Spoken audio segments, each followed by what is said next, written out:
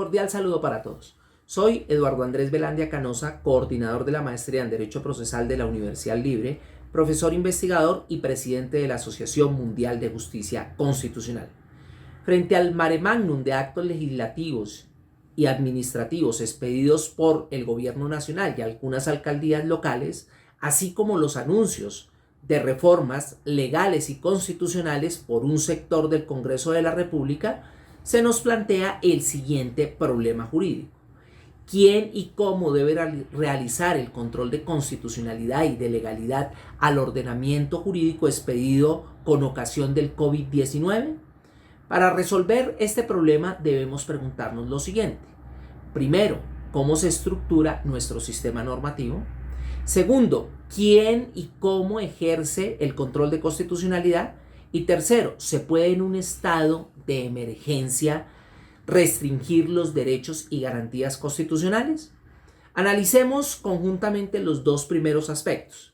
Primero, nuestro ordenamiento jurídico se estructura a través de la Constitución, la cual puede ser objeto de reformas.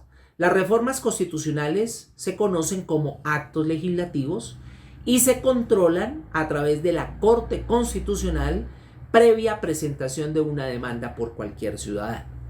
También nuestro sistema normativo establece leyes en sentido formal, que son las aprobadas por el Congreso de la República y sancionadas por el presidente.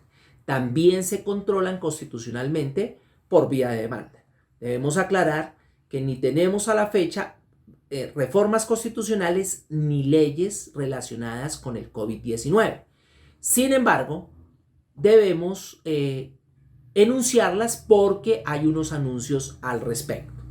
Tenemos también los decretos legislativos, que son los que puede expedir el presidente de la República en virtud de la declaratoria de los estados de excepción.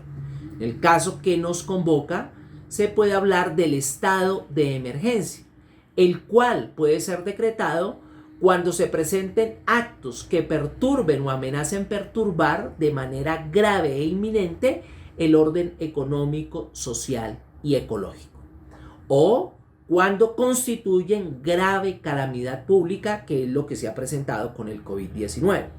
Estos decretos legislativos tienen también control de constitucionalidad, el cual lo ejerce la Corte Constitucional de manera automática. Quiere decir que no requieren demanda de parte. Si no los envía el presidente de la República un día después de su expedición, la Corte Constitucional adquiere una competencia de carácter oficioso, que significa que puede aprender dentro de los 2 días siguientes de oficio el conocimiento de tales decretos. También tenemos decretos con fuerza de ley, los cuales no se han proferido a la fecha. Sin embargo, es posible que el Congreso delegue en el presidente de la República la expedición de algunos decretos ley encaminados a dejar de manera permanente algunas decisiones que se hayan tomado. También se controlan a través de demanda de inconstitucionalidad o inexequibilidad ante la Corte Constitucional. Pero ahí no para todo. Tenemos también decretos ordinarios. Tenemos decretos reglamentarios de la ley, que varios de ellos se han expedido, como el decreto 457, el decreto 531 o el decreto 593 de este año, que nos dejan algunas dudas sobre su control.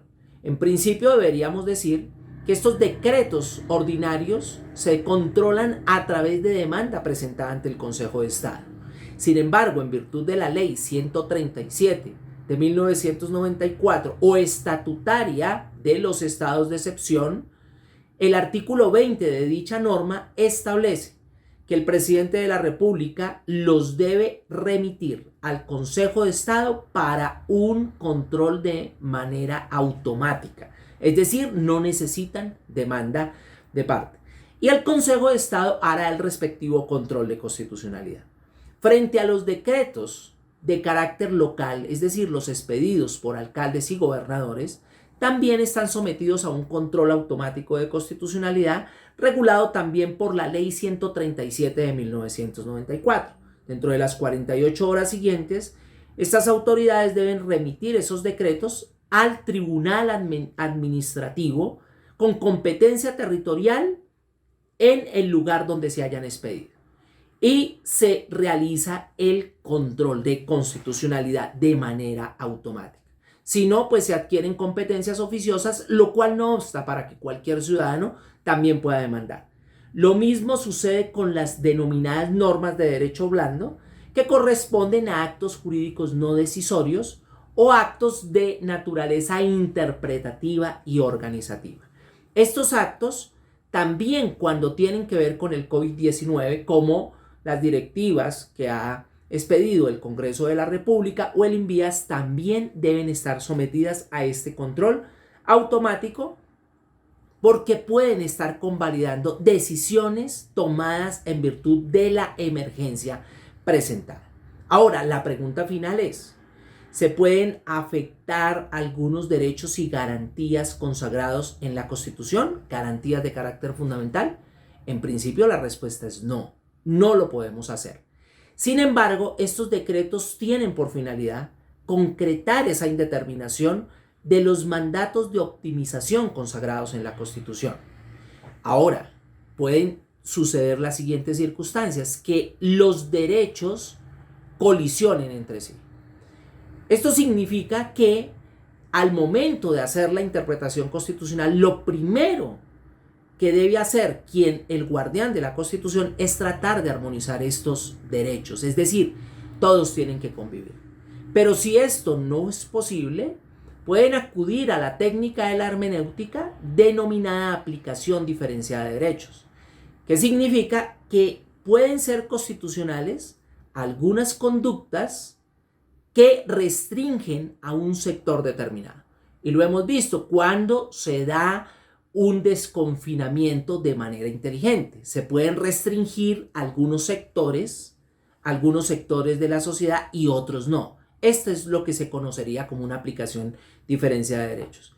Y finalmente tendríamos la técnica de la ponderación, que esta sí ya es extrema, que es cuando dos derechos colisionan y tenemos que preferir uno sobre el otro, acatando el mandato de optimización constitucional, como cuando, por ejemplo, restringimos la circulación, la libre movilidad, el derecho que tenemos todos a estar en las calles para proteger el derecho a la vida. Muchas gracias.